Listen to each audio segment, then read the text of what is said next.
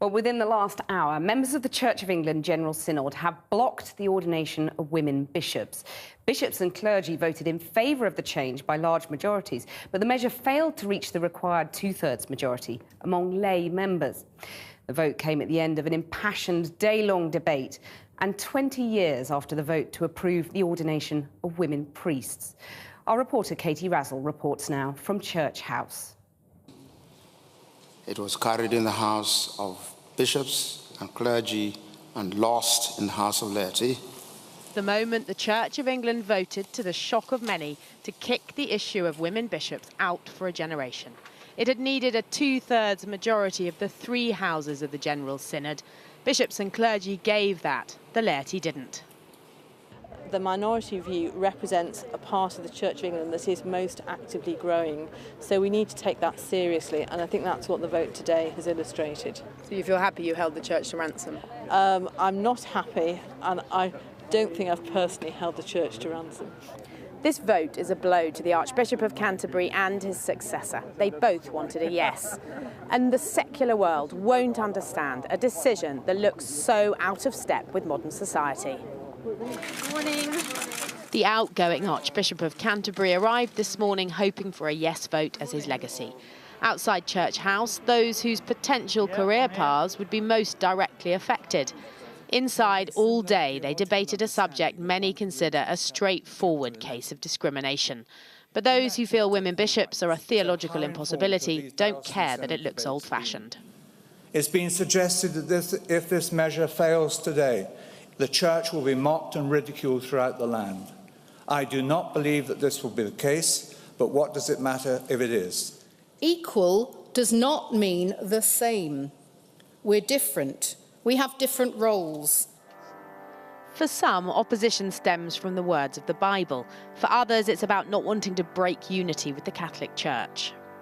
The apostles are men, and it's upon the apostles that the church is built. That's the biblical argument.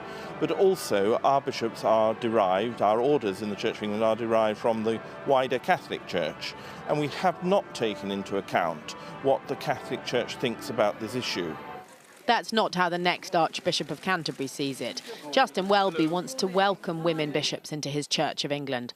And this is only about England. Anglicans as far afield as Canada, New Zealand and Swaziland already have women bishops.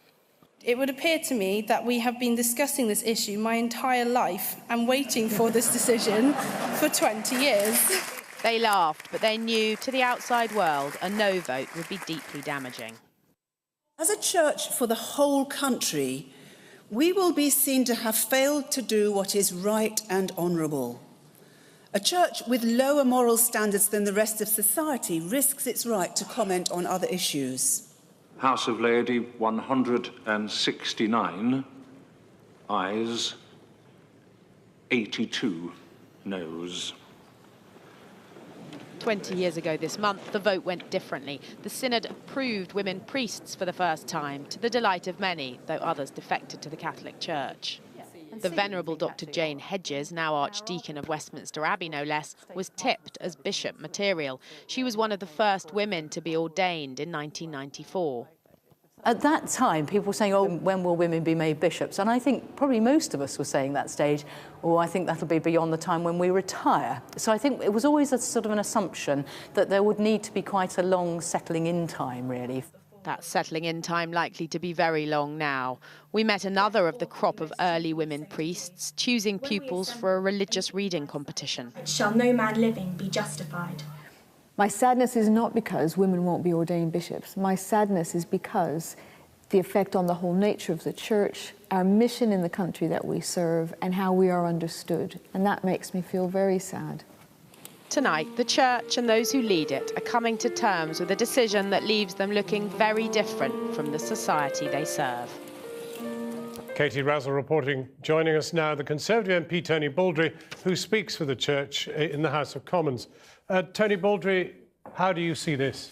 Well, I think it's going to be almost impossible for me to explain to parliamentary colleagues how it was that 42 out of 44 dioceses in England clearly and overwhelmingly voted for women bishops, and today General Synod, the House of Laity, has voted against women bishops.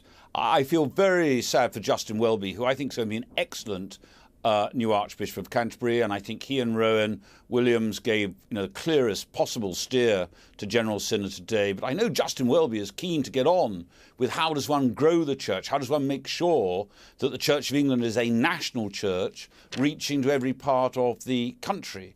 And I think the danger... Well, the trouble surely is that it's now the antithesis of everything you've just said. Exactly. Well, no, I think that is going to be the real frustration. I think that is going to be the real frustration that we are going... The Church of England is going to, again, look very inward-looking. And I think the danger is that it will become and look like just any other sect. But it's so bizarre. It's the only church in the world that's got a woman at the very top. That's the Queen.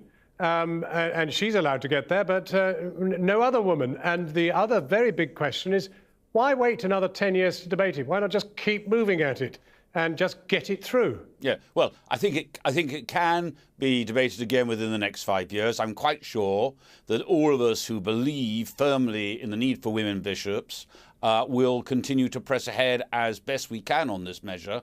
But I think it's just very sad today what has happened, and I think that, I think I'm going to find it extremely difficult in the House of Commons explaining today what has happened. Well, and I think it's sad for the Church of England, which should be a national church, that it looks as though it's just become the church of Anglo-Catholics and conservative evangelicals. Can I ask you this? I mean, given that it won't have women at the moment, I mean, can it really hope to hang on to its constitutional position? Because, to be honest, if it were subject to the laws of equality, which it jolly well should be, but isn't, it would not be allowed to do this. Yeah, I think the greatest risk for the Church of England is not disestablishment, whatever that means. I think the greatest risk to the Church of England is disinterest. And I think that I'm sure every member of the House of Bishops, Archbishop Rowan and Justin Welby, are very conscious of that.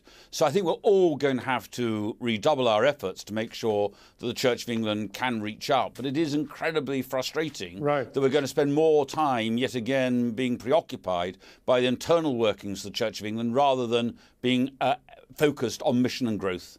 Tony Baldry, thank you very much indeed for joining us from Westminster.